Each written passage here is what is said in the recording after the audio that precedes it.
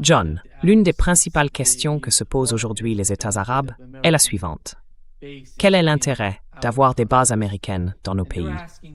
Beaucoup de gens, en particulier les plus aisés, se demandent quel est le résultat de la présence de ces bases si elles ne nous défendent pas. Si en réalité, nous sommes attaqués à cause d'elles.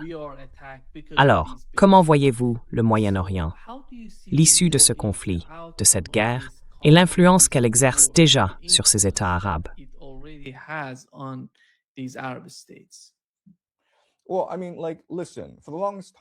Eh bien, je veux dire, écoutez, pendant très longtemps, ces pays du CCG ont eu un pacte avec le diable, n'est-ce pas? Ce pacte avec le diable, c'était ceci. Vous aviez ces régimes corrompus, soutenus par l'armée américaine. L'armée américaine n'était pas présente dans ces pays pour protéger la nation. Elle était là pour protéger la famille royale et s'assurer que la famille royale obéissait aux ordres venant de Washington, D.C. Ces nations du CCG sont en réalité la pièce maîtresse de l'Empire américain. Elles vendent du pétrole contre des pétrodollars, puis recyclent ces pétrodollars dans le système financier américain.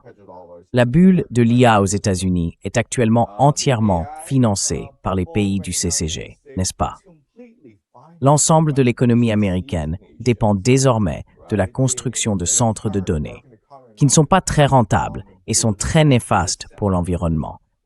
Et donc, ce sont les pays du CCG qui financent la construction de ces centres de données.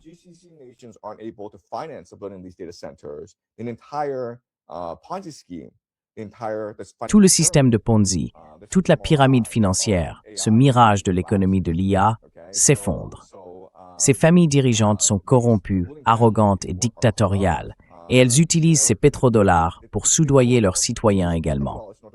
Donc, si vous êtes citoyen là-bas, vous bénéficiez de soins de santé gratuits, d'une éducation gratuite, d'un logement gratuit, d'un emploi garanti, vous n'avez rien à craindre. Et ensuite, ils importent des travailleurs d'Inde, du Bangladesh, des Philippines, d'où que ce soit, pour faire le vrai travail. Ils embauchent des expatriés d'Europe, d'Angleterre, pour être les cadres intermédiaires. Ils ont donc eu un très bon arrangement pendant longtemps. Et maintenant, ils se rendent compte que, oups, notre temps est écoulé. Ce pacte avec le diable ne va pas durer encore très longtemps. Écoutez, je ne veux pas être trop grossier, mais je ne pense pas qu'il y ait un avenir pour aucune de ces nations après cette guerre. Oui.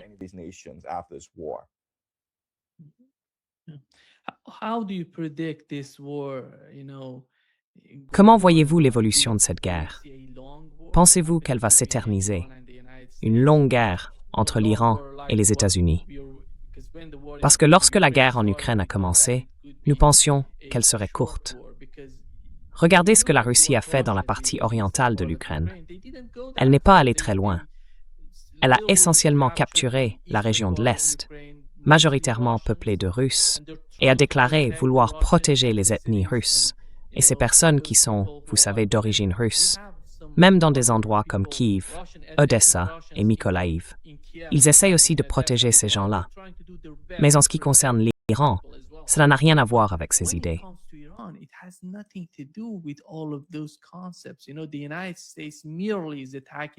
Les États-Unis attaquent l'Iran à cause de ses ressources, parce que l'Iran est une nation indépendante.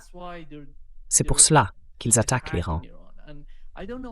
Et je ne sais pas dans quelle mesure ce qu'ils ont en tête est réalisable en ce moment, compte tenu de la situation actuelle du conflit. Parce que Donald Trump a dit, hier il a déclaré selon sa politique de l'axe, qu'il avait dit aux États arabes, « Je ne cherche pas un changement de régime. Je veux choisir le prochain guide suprême de l'Iran. » Vous savez, cela a un poids historique immense pour les Iraniens, car le Shah a été remplacé. C'était un coup d'État contre le père du Shah d'Iran.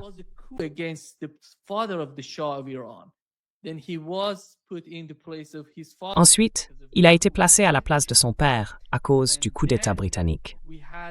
Et puis, nous avons eu le premier ministre démocratiquement élu Mossadegh en Iran.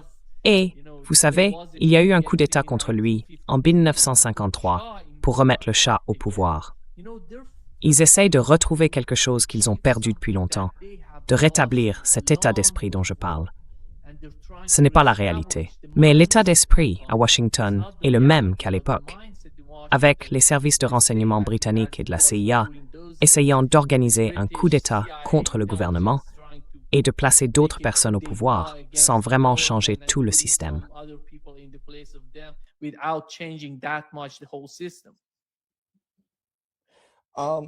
Okay, I will say this.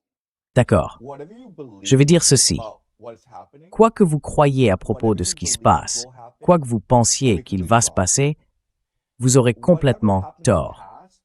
Ce qui s'est passé dans le passé ne s'appliquera pas à la situation actuelle. C'est une guerre unique. C'est quelque chose que nous ne pouvons pas comprendre à travers le prisme de l'histoire. D'accord? Si vous revenez à la guerre entre la Russie et l'Ukraine, je ne comprends toujours pas pourquoi elle continue. La Russie a gagné cette guerre il y a environ 2 ans. Les Ukrainiens ont perdu environ 1 million d'hommes en âge de combattre. Maintenant, ils enrôlent des hommes âgés, les enlèvent et les envoient sur le champ de bataille. Un tiers du pays a déjà fui l'Ukraine.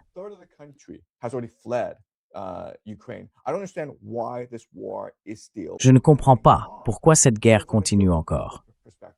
D'un point de vue géopolitique, historique, même militaire, ce qui se passe en Ukraine n'a aucun sens pour moi. Pourquoi l'Ukraine n'a-t-elle pas simplement capitulé et négocié des conditions? Poutine ne veut même pas toute l'Ukraine. Il veut seulement ce qui est traditionnellement russe, c'est-à-dire les 4 oblasts jusqu'au Dnipro. Peut-être qu'il veut aussi Odessa, mais peu importe. Vous avez perdu la guerre, donnez-lui simplement et qu'on ait la paix, non? Pourquoi continuez-vous à vous battre? En fait, les Européens disent, vous savez, qu'ils vont commencer à enrôler des hommes, comme en Allemagne, en Roumanie.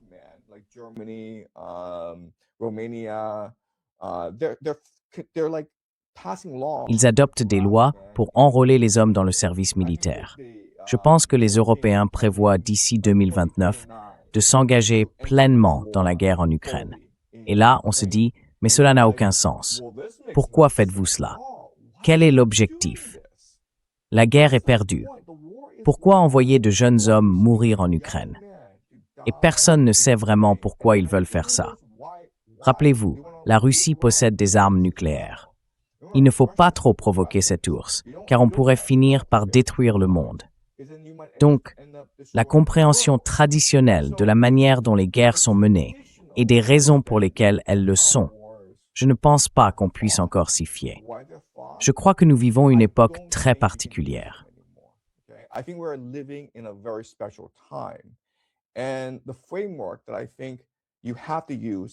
Et le cadre qu'il faut, selon moi, adopter est eschatologique, religieux.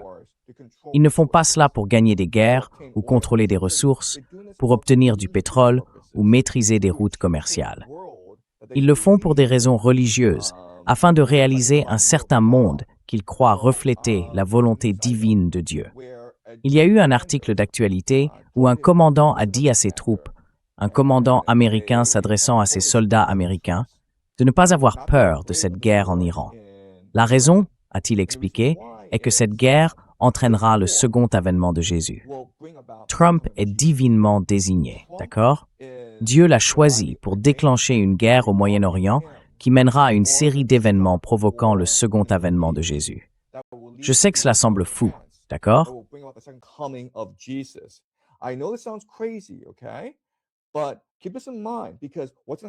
Mais gardez bien cela à l'esprit, car ce qui va se passer dans les prochains mois ou les prochaines années sera encore plus fou, d'accord? Une chose vraiment inquiétante, c'est la mosquée Al-Aqsa. La mosquée Al-Aqsa est le 3e lieu le plus saint du monde musulman. Seuls la Mecque et Médine sont plus saints. C'est à la mosquée Al-Aqsa que Mahomet est monté au ciel. Et certains disent qu'il pourrait y avoir une opération sous fausse bannière où la mosquée Al-Aqsa serait détruite. Et pourquoi serait-elle détruite? Eh bien, parce que la mosquée Al-Aqsa se trouve sur le site du Second Temple, ou Temple de Salomon, qui est considéré comme le lieu le plus sacré de la tradition juive. C'est là que Dieu réside, n'est-ce pas? Donc, si vous voulez que Dieu revienne dans le monde, il faut lui construire une belle demeure.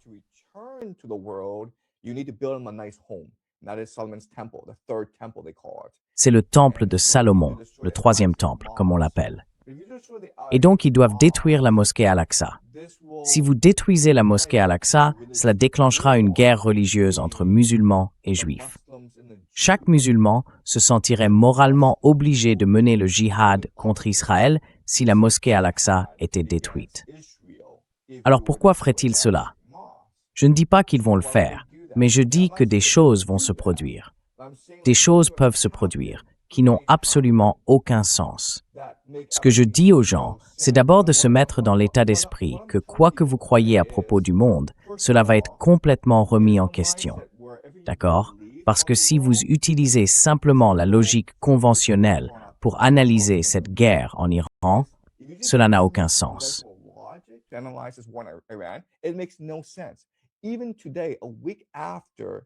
Même aujourd'hui, une semaine après le début de la guerre, malgré tous les dégâts et les pertes humaines, personne ne sait vraiment pourquoi cette guerre est menée.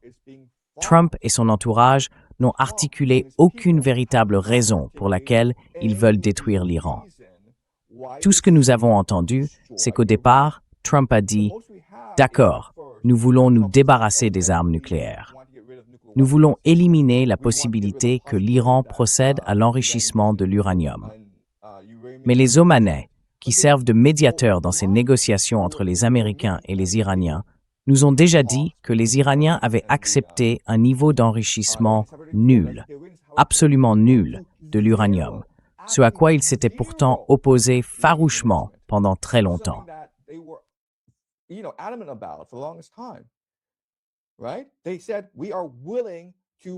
Ils ont dit « Nous sommes prêts à renoncer pour toujours à notre programme d'enrichissement d'uranium. » Auparavant, ils avaient insisté sur leur droit à utiliser l'enrichissement d'uranium à des fins civiles.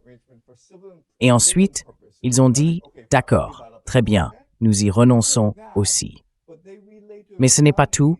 Ils ont transmis aux Omanais « Et non seulement nous sommes prêts à abandonner notre programme d'enrichissement d'uranium, mais nous sommes aussi disposés à négocier au sujet de nos alliés, le Hezbollah, les milices chiites, le Hamas et les Houthis, et nous sommes même prêts à discuter de notre programme de missiles balistiques. » Les Iraniens étaient prêts à donner aux Américains tout ce qu'ils exigeaient, des exigences impossibles dès le départ, et les Américains ont tout de même attaqué. Alors expliquez-moi cela, d'accord? Voilà le premier point.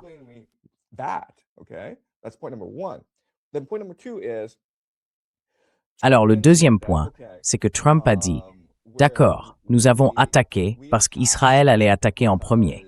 Et nous savions que les Iraniens répondraient en nous attaquant.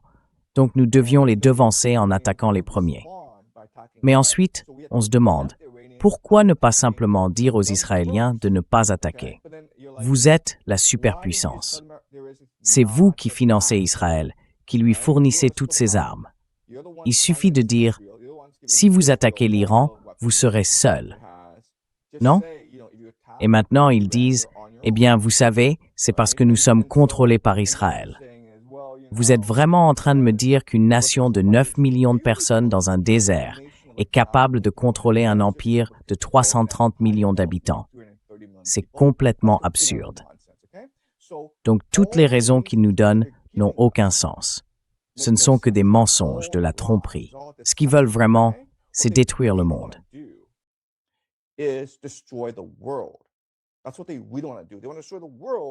C'est exactement ce que nous ne voulons pas faire. Ils veulent détruire le monde parce que cela forcerait Jésus à revenir. Cela fait partie de l'eschatologie sioniste chrétienne. Et encore une fois, vous n'êtes pas obligé de me croire, d'accord? Mais posez-vous cette question. Tout d'abord, pourquoi cette guerre continue-t-elle? Premièrement, pourquoi cette guerre continue-t-elle? Deuxièmement, pourquoi Trump demande-t-il une reddition inconditionnelle? Pourquoi refuse-t-il de négocier, tout simplement? Troisièmement, pourquoi l'Amérique voudrait-elle envoyer des troupes au sol? Quel en est le but? Vous n'êtes pas déjà en train de détruire l'Iran depuis les airs? Pourquoi faut-il envoyer des troupes au sol, bon sang? Troisièmement, d'accord? Et ensuite, ce que vous verrez plus tard, c'est la destruction de la mosquée Al-Aqsa. Le plan est le suivant, d'accord? Il y a ce plan selon lequel Israël détruira la mosquée. la mosquée Al-Aqsa. Mais ils feront semblant que c'était un missile iranien, d'accord? But they will pretend it's an Iranian missile, okay? So somehow they're going to embed Mossad operatives. Alors, d'une manière ou d'une autre, ils vont infiltrer des agents du Mossad en Iran pour tirer un missile balistique hypersonique sur la mosquée Al-Aqsa et la détruire. Et ensuite, ils diront, vous voyez, ce sont les Iraniens qui font ça pour nous provoquer. Ce sont les Iraniens qui préparent ce faux drapeau. Ce qu'ils veulent, c'est créer une guerre entre les Arabes et les Perses. Ces gens sont fous. Ils sont complètement fous. Tout cela est insensé. Prenez tout ce que vous croyez savoir sur le monde et jetez-le par la fenêtre. Faites-le. Et alors peut-être vous comprendrez ce qui se passe. Vous pourriez comprendre ce qui se passe. Mais si vous insistez pour lire l'histoire et dire, eh bien, vous savez, en 1969, le Shah a été renversé et les Américains étaient furieux à ce sujet, vous n'irez nulle part avec ça. About that, you're not getting anywhere here. John, penses-tu que la guerre pourrait devenir nucléaire? Yeah, that's a really good question, okay? All right. Oui, So, c'est une très bonne question. already there's D'accord? a possibility Très of bien. nuclear weapons. Donc, nous discutons déjà de la possibilité d'utiliser des armes nucléaires. Et la raison, c'est qu'une grande partie des capacités de missiles balistiques de l'Iran sont enfouies profondément sous terre. On ne peut pas vraiment détruire ces installations avec des armes conventionnelles. Même la mère de toutes les bombes, n'est-ce pas? Une bombe énorme. Les bombes anti-bunkers ne servent à rien, d'accord? Donc, une arme nucléaire tactique ne détruirait pas les installations souterraines, mais elle scellerait essentiellement les entrées. Elle les rendrait inhabitables. Elle provoquerait tellement de radiation, d'accord? Donc, si vous voulez gagner la guerre de manière conventionnelle, vous pourriez devoir utiliser des armes nucléaires tactiques, surtout si l'invasion terrestre tourne mal. Mais il y a certains problèmes liés à l'utilisation d'armes nucléaires tactiques. Le premier est ceci. The use of tactical nuclear weapons, okay? The first thing is this. Sergei Lavrov, the Russian foreign minister, Sergei Lavrov, le ministre russe des Affaires étrangères, a déjà déclaré que la Russie garantirait le succès et la survie des Iraniens. Il y a donc déjà des discussions parmi les Russes selon lesquelles ils soutiendront pleinement l'Iran à un moment donné. Nous savons déjà que la Russie fournit des informations de ciblage et du renseignement aux Iraniens. Et c'est exactement ce que l'OTAN a fait pendant la guerre en Ukraine. En somme, la Russie ne fait que reproduire ce que l'OTAN a fait en Ukraine. C'est une sorte de revanche, non? Finalement, je pense que ce qui va se passer, c'est ceci. S'il y a réellement une invasion terrestre, et s'il existe une véritable menace qu'Israël ou les États-Unis utilisent des armes nucléaires parce que la guerre tourne mal, alors je pense qu'il est possible que Poutine annonce que l'Iran est placé sous le parapluie nucléaire russe. Under the Russian nuclear umbrella. An attack, a tactical nuclear strike against Iran, Une attaque, une frappe nucléaire tactique contre l'Iran, sera considérée comme une frappe nucléaire tactique contre la Russie. Et la Russie répondra avec des armes nucléaires tactiques en Ukraine et contre l'Europe. D'accord? C'est une réelle possibilité. Voilà donc un premier point. Un autre point est le suivant. Nous supposons que les Israéliens et les Américains veulent gagner cette guerre sur le plan militaire. Mais disons simplement qu'ils veulent cette guerre pour des raisons eschatologiques. Si l'on examine réellement l'eschatologie des Juifs et des sionistes chrétiens, si l'on regarde toutes les eschatologies, l'Amérique ne devrait pas être au Moyen-Orient. C'est contraire à la volonté de Dieu que l'Amérique soit au Moyen-Orient. Par conséquent, l'Amérique doit quitter le Moyen-Orient pour que l'eschatologie puisse se réaliser.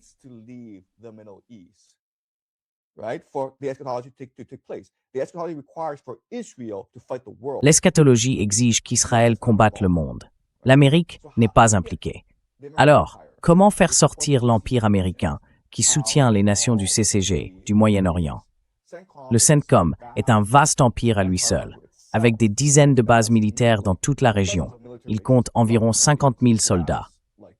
Eh bien, on fait sortir l'Amérique du Moyen-Orient si l'Amérique perd cette guerre, n'est-ce pas? Tout le monde suppose que l'Amérique entre dans cette guerre pour la gagner, mais il est aussi possible qu'elle y soit entrée pour la perdre, auquel cas, tout se déroule comme prévu. D'accord? Donc encore une fois, ta logique, ta compréhension de l'histoire, ton bon sens, ta foi dans le monde, mets-les de côté. D'accord?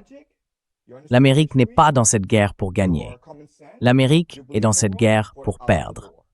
America's not in this war to win. America's in this war to lose.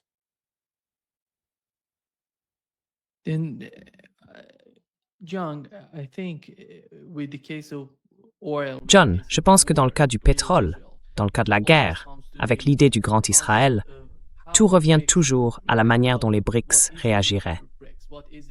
À ce que sera l'avenir des BRICS. Parce qu'à mon avis, le Caucase du Sud est le cœur de l'Eurasie. Alors comment vois-tu les BRICS? L'Inde, par exemple, est tellement silencieuse en ce moment. Elle a été dépendante de la Russie. Et nous avons, je dirais, une sorte de combinaison parfaite entre énergie et production au sein des BRICS, tu sais, avec l'Iran, la Russie et la Chine. Ils ont établi une sorte de partenariat entre ces acteurs. Alors, comment vois-tu l'ensemble du jeu influencer le concept des BRICS?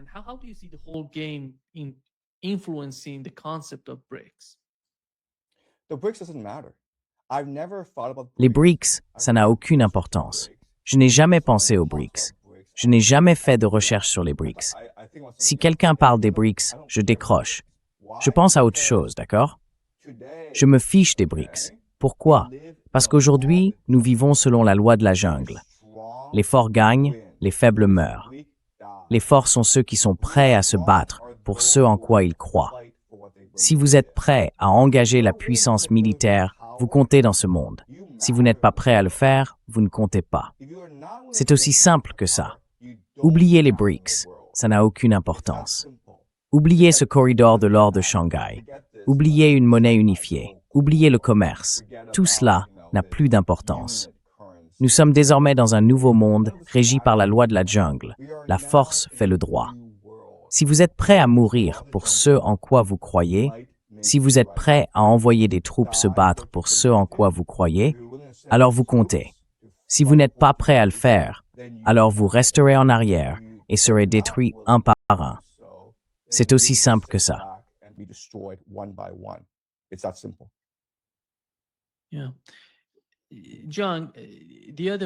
Oui, John, l'autre situation au Moyen-Orient concerne la manière dont l'Iran, en tant que pays, pourrait décider de son avenir. Parce que tu sais ce qui s'est passé en Russie avant le début de la guerre en Ukraine. Il y avait des gens qui pensaient pouvoir construire un partenariat avec l'Occident, avec les États-Unis. Et nous avons deux types de forces, à la fois en Russie et en Iran. Ces forces, qui sont pour la plupart néolibérales ou proches des libéraux aux États-Unis, estiment que les États-Unis pourraient être un partenaire, qu'on peut leur faire confiance, qu'on peut négocier avec eux. Mais comme nous l'avons vu avec la guerre en Ukraine, et maintenant avec les conflits impliquant l'Iran, c'est une lutte immense au Moyen-Orient. Alors comment vois-tu les politiciens, les décideurs de ces pays, choisir leur avenir? Où voient-ils leur avenir se diriger?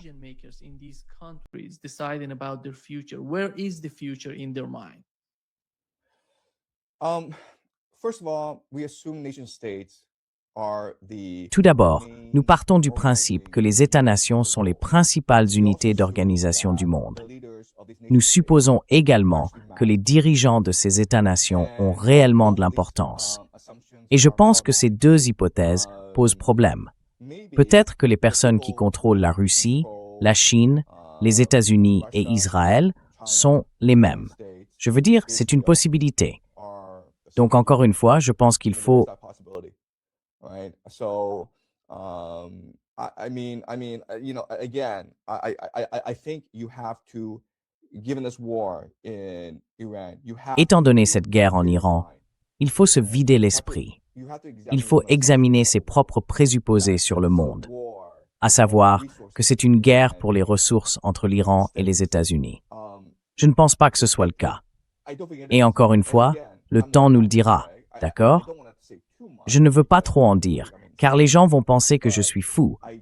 Mais je ne crois pas que les États-nations soient vraiment les puissances que l'on imagine. Il existe d'autres organisations, d'autres entités, qui sont au-dessus des États-nations. Nous l'avons vu dans les dossiers Epstein, n'est-ce pas?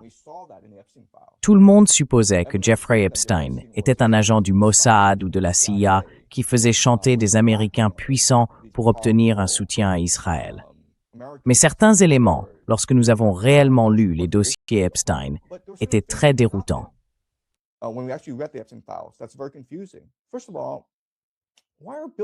Tout d'abord, pourquoi Bill Gates et Reid Hoffman?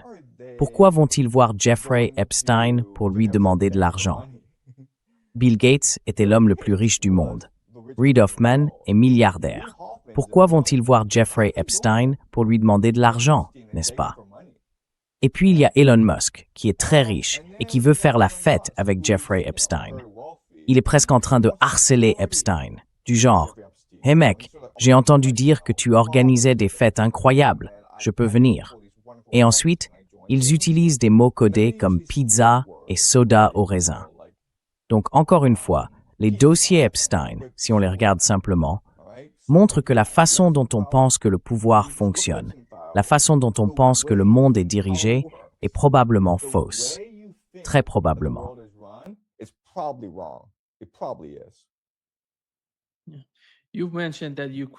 Vous avez mentionné que l'Ukraine était perdue, que la guerre en Ukraine était perdue il y a 2 ans. Comment prévoyez-vous la guerre en Iran? Comment voyez-vous l'escalade? Et qu'est-ce que cela signifierait? Parce que si un camp gagne, l'autre perd. Quel serait, selon vous, le dénouement?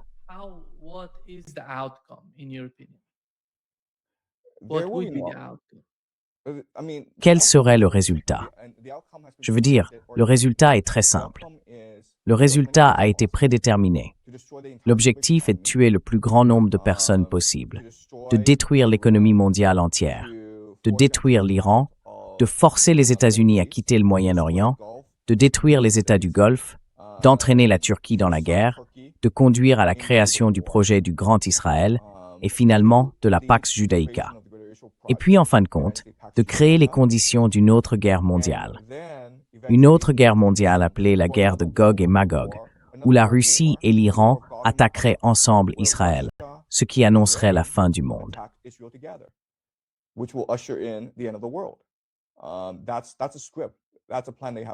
C'est un scénario, c'est le plan qu'ils ont en tête. Tout a été prédéterminé, tout a été écrit à l'avance. Et c'est exactement ce qui va se passer. La seule question, c'est le délai. Combien de temps ça prendra-t-il? Mais ils enverront des troupes au sol en Iran. Ce sera un désastre et l'Iran sera anéanti. L'Amérique sera contrainte de quitter le Moyen-Orient et Israël deviendra la seule puissance en place là-bas. C'est ce qui va se passer. Ouais,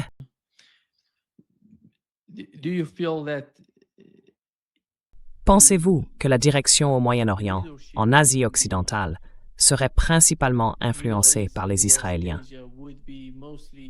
Parce que comme vous l'avez mentionné, c'est une nation de 9 millions d'habitants, et nous savons qu'ils n'ont pas les capacités, les effectifs pour occuper tout ce territoire.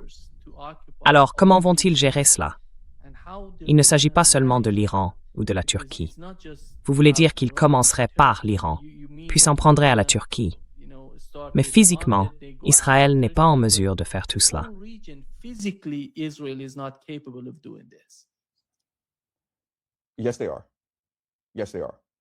Oui, c'est le cas. Oui, c'est le cas.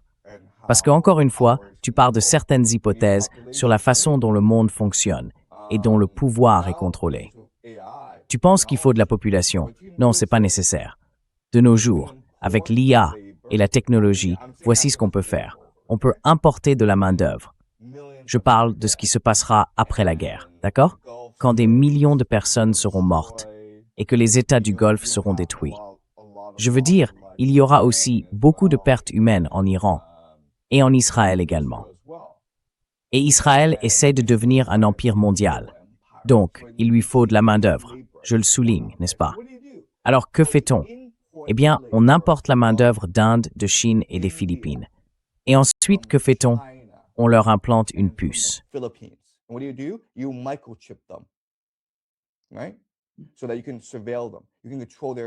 Ainsi, vous pouvez les surveiller. Vous pouvez contrôler leurs émotions. Vous les nourrissez de drogue. Ce sont vos esclaves. Vous avez des millions et des millions, des centaines de millions de ces personnes qui seront les robots humanoïdes de votre empire. Et tout cela peut être fait avec la technologie actuelle. Vous n'avez pas besoin de créer de nouvelles technologies pour y parvenir, mais vous aurez besoin d'un état de surveillance fondé sur l'IA. Et c'est pour cela que Palantir a tant de valeur, n'est-ce pas? Parce que l'idée pour ces entreprises d'IA qui sont actuellement incubées aux États-Unis, Palantir en particulier, est de venir vers la Pax Judaïca, de venir en Israël et de diriger l'état de surveillance. C'est le plan. Run the surveillance state. That is the plan. Yeah. And do you think that the war Oui. is getting to the Et penses-tu que la guerre va atteindre l'Asie de l'Est, to Japan, le Japon, la Corée du Sud? South Korea? How do Comment you vois-tu see les it? choses? Because it's not- if Parce we que si l'on think pense au of grand plan, big ce serait, tu sais, maybe la Russie, Russia, l'Iran, puis Iran, Taïwan, then peut-être la maybe Chine, Taiwan, peut-être le Japon et la maybe Corée, China, maybe les entraîner dans le Japan conflit and avec Korea, Taïwan. bring Taïwan est un peu Taiwan différent. C'est une petite île Taiwan qui is peut être not a contrôlée d'une little certaine manière. island. Et ce n'est pas comme l'Ukraine. Armbrink Thursretting au Chenyuk Stenu Sotwasa. Comment vois-tu la situation mondiale dans son ensemble?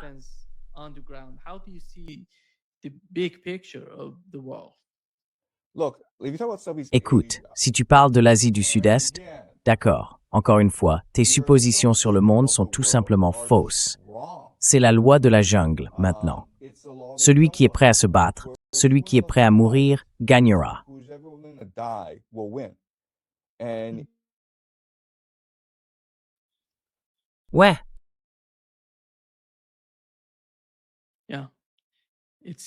on dirait que nous avons perdu Jiang. Et laisse-moi... Oui, te revoilà. Jiang. look, you have to see the world. Écoute, il faut voir le monde, non pas à travers un prisme économique. Okay? D'accord? L'économie n'a pas d'importance. Tout repose sur la volonté de ta population de faire la guerre et de mourir pour ce en quoi elle croit. D'accord? Et il y a exactement 4 nations en Asie du Sud-Est qui ont une histoire de sacrifice pour leurs convictions. D'accord? Il s'agit du Japon, de la Corée du Sud, de la Corée du Nord et du Vietnam. La guerre pour l'Asie du Sud-Est se jouera entre ces 4 nations. For Southeast Asia will be between these 4 nations. Waouh. Et penses-tu que l'Iran et la Russie survivront au conflit actuel? So Russia is clearly winning the war. Donc, la Russie est clairement en train de gagner la guerre en Ukraine et elle deviendra la puissance dominante en Europe, ce qui forcera l'Allemagne à se renforcer en réaction. Ce qui va se passer, c'est que l'Empire américain financera et soutiendra la montée en puissance de l'Allemagne comme contrepoids à la Russie. Mais même s'il pourrait se livrer à quelques guerres, je pense qu'à long terme, il y aura une grande alliance entre l'Allemagne et la Russie. Et ce sera la nouvelle puissance mondiale. Une alliance germano-russe serait irrésistible. En Asie du Sud-Est, la nouvelle puissance sera le Japon. Ainsi, les 3 grandes puissances du monde seront une alliance germano-russe, Israël au Moyen-Orient et le Japon en Asie de l'Est. And then Japan in East Asia. America will emerge in the Western Hemisphere. L'Amérique émergera comme la puissance dominante de l'hémisphère occidental, car elle n'a pas de véritable concurrent. Mais on peut s'attendre à ce qu'elle soit confrontée à de nombreux problèmes. Il y aura des guerres civiles, et elle devra défendre ses territoires en Amérique du Sud et dans les Caraïbes contre des insurgés guérilleros cherchant à obtenir leur souveraineté. Le monde se dirige vers une nouvelle ère, un monde nouveau et audacieux. Nous n'avons jamais rien vu de tel auparavant. Ce sera le chaos total. Et pour être tout à fait honnête, l'objectif est de tuer le plus grand nombre de personnes possible, car le monde ne peut pas soutenir 8 milliards d'habitants. Il s'agit donc de créer autant de conflits que possible pour réduire la population, rendant ainsi la gouvernance et l'application de l'obéissance plus faciles. To govern, to create compliance. So again, I don't want to say too Encore une fois, je ne veux pas trop en dire, car je ne veux pas paraître complotiste, dérangé ou fou. Mais si tu veux survivre à ce qui arrive, tu dois te préparer mentalement. Tu dois te dire que peut-être ce que tu crois sur le monde est faux. Peut-être que les BRICS n'ont aucune importance. Peut-être que la Chine n'a aucune importance. Peut-être que tout cela n'est qu'une illusion. Peut-être que ce ne sont que des mensonges que les médias nous servent pour nous empêcher de comprendre ce qui se passe réellement. Ce qui se passe réellement, ce n'est pas une guerre financière. Ce n'est pas une guerre matérielle ou militaire. Ce qui se passe, c'est une guerre spirituelle. C'est ça, la véritable réalité.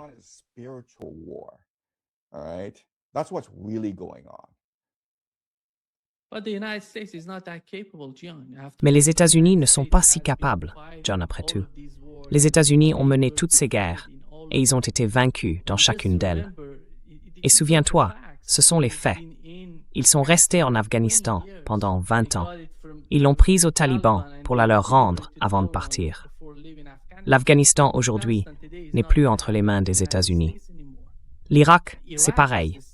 Regarde simplement ce qui se passe en ce moment en Irak. Tu sais, toutes les bases militaires américaines là-bas ont été détruites, ainsi que les armes qu'elles contenaient. Alors, de quel pouvoir disposent-ils vraiment pour poursuivre cet agenda? Je ne vois pas cela se produire, car les États-Unis ne deviennent pas plus forts. Ils ne se renforcent pas en Asie de l'Ouest.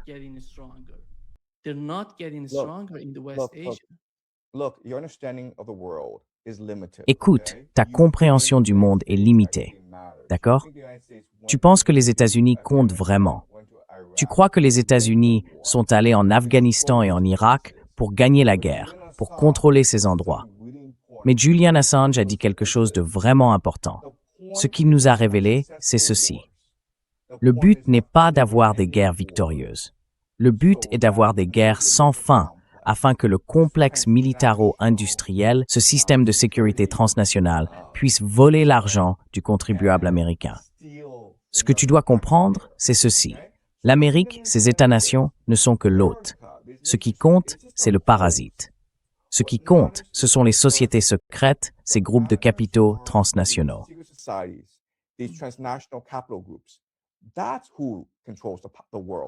C'est eux qui contrôlent le monde, d'accord? Ce sont ceux qui sont derrière tout cela, la Chine, Israël et les États-Unis.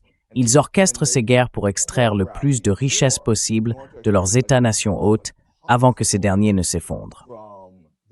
Très bien, voilà ce qui se passe. Ces parasites veulent que l'Amérique perde cette guerre en Iran afin de pouvoir provoquer l'effondrement complet de l'économie américaine et plonger des millions de personnes dans une pauvreté absolue, où elles ne posséderont rien et seront censées être heureuses. Voilà le plan. Tu as 4 200 $ de dette.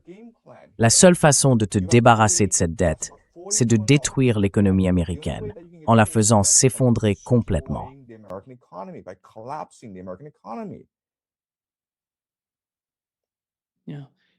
Oui. Tu veux dire que l'objectif des États-Unis en ce moment est d'être vaincus en Iran? Ou sont-ils censés gagner en Iran? Ce que je veux dire, c'est que les États-Unis ne contrôlent pas les États-Unis. C'est ce que je veux dire. 80% des Américains ne veulent pas de cette guerre en Iran. D'accord? 80% des Américains disent « Nous ne voulons pas de cette guerre ». La plupart des gens y sont opposés, même si traditionnellement, une fois qu'un pays entre en guerre, le public soutient fortement l'armée. Mais le peuple américain ne soutient pas du tout celle-ci. Ensuite, il y a la question des troupes au sol. Là encore, le public américain ne veut pas de troupes au sol en Iran. Devinez quoi? Ça n'a aucune importance. Personne ne s'en soucie. Personne ne se soucie de ce que veut le peuple américain. Environ 99% des Américains disent « Nous ne voulons pas de cette guerre ».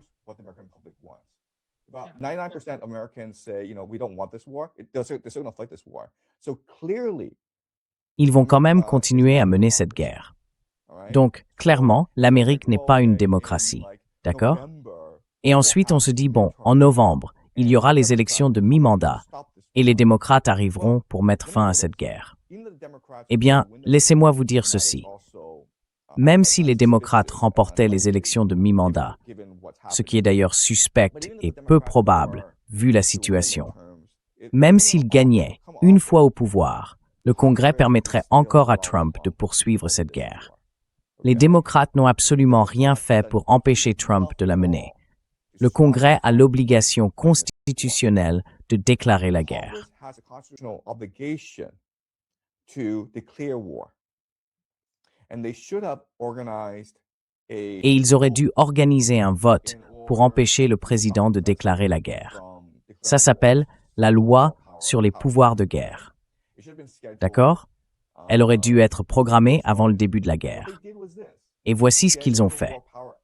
Ils ont prévu le débat sur la loi sur les pouvoirs de guerre pour le mardi, environ 4 jours avant l'attaque réelle. D'accord. Donc ils savaient que l'attaque allait avoir lieu. Ils l'ont programmée à un moment précis où elle ne serait pas pertinente. D'accord. Donc le Congrès n'empêche pas le président. Le Congrès permet au président d'agir. Troupes au sol. D'accord. Troupes au sol. Aucune organisation démocrate influente n'a dit « Je suis contre l'envoi de troupes au sol ».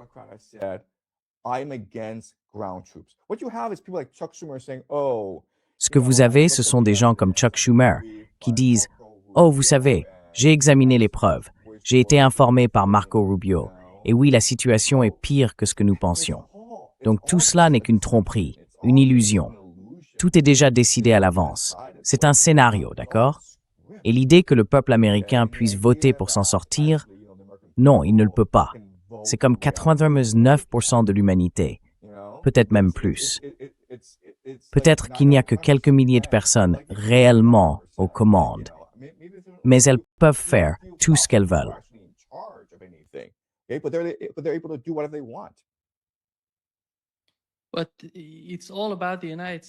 Mais tout tourne autour des États-Unis. Et beaucoup de gens en Iran disent que peu importe ce qu'ils pensent, s'ils veulent envahir l'Iran, qu'ils viennent, nous les attendons. C'est pourquoi ils se préparent à une invasion terrestre. Ils croient vraiment pouvoir vaincre les États-Unis sur le terrain également. Et c'est là tout le calcul. Ce que vous venez de mentionner concerne entièrement les États-Unis et ce qu'ils ressentent.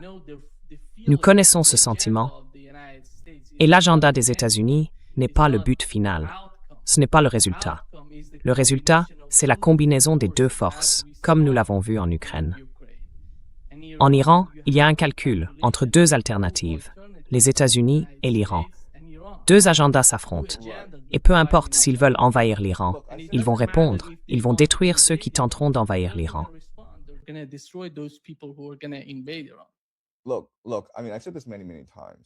Écoutez, je l'ai dit à de très nombreuses reprises. Les États-Unis vont envahir l'Iran et les Iraniens détruiront la force d'invasion américaine.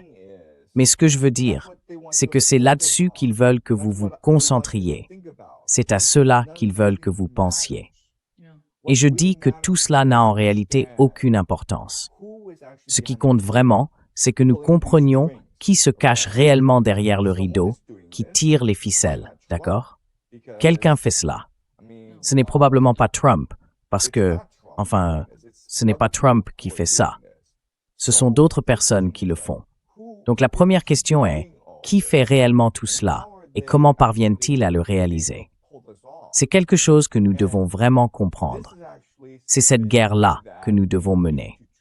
Ce n'est pas une guerre entre les États-Unis et l'Iran. Cela n'a finalement pas vraiment d'importance.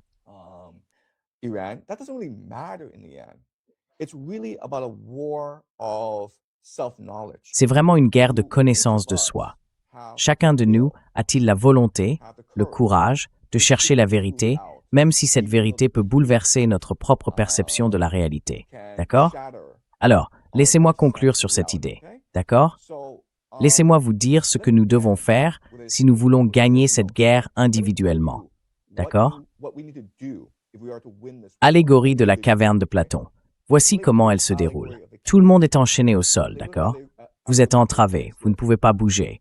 Même votre tête, vous ne pouvez pas la tourner à cause de la chaîne. Vous ne pouvez que regarder droit devant vous. Vous faites face à un mur vide, d'accord? Derrière vous, il y a un feu. Derrière vous, il y a ce feu. Behind you is a fire. Behind you is this fire. And then there are certain people Et puis, il y a certaines personnes, l'élite, le véritable pouvoir dans le monde, qui installent ces marionnettes. Le feu se reflète alors en ombre sur le mur. Et ce que nous faisons, c'est regarder le mur et créer notre propre réalité. Nous créons un langage, nous inventons des histoires à propos de ces ombres sur le mur. C'est la réalité dans laquelle nous vivons aujourd'hui, où nous pensons que tout est réel, alors que tout n'est qu'une illusion. Les gens derrière le feu, ceux qui tirent les ficelles, ce sont eux le véritable pouvoir.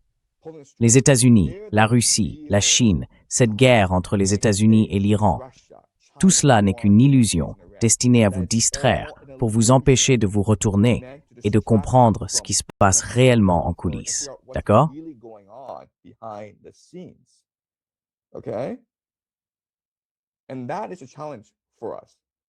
Et c'est là un défi pour nous, en tant qu'êtres humains. Ne pas nous laisser entraîner dans ce conflit qui se déroule sous nos yeux. Ne pas penser que d'accord, il est vraiment important de savoir qui va gagner, les États-Unis ou l'Iran. Cela n'a pas vraiment d'importance. Ce qui compte, c'est de savoir si Israël devient un empire ou non. Cela n'a pas vraiment d'importance. Ce qui compte, c'est de savoir si le Brexit réussit ou non. Cela n'a pas d'importance. Rien de tout cela n'a d'importance. Ce qui importe, c'est notre compréhension du monde, notre désir, notre courage de chercher la vérité, aussi douloureuse soit-elle. C'est cela qui compte. That's what matters.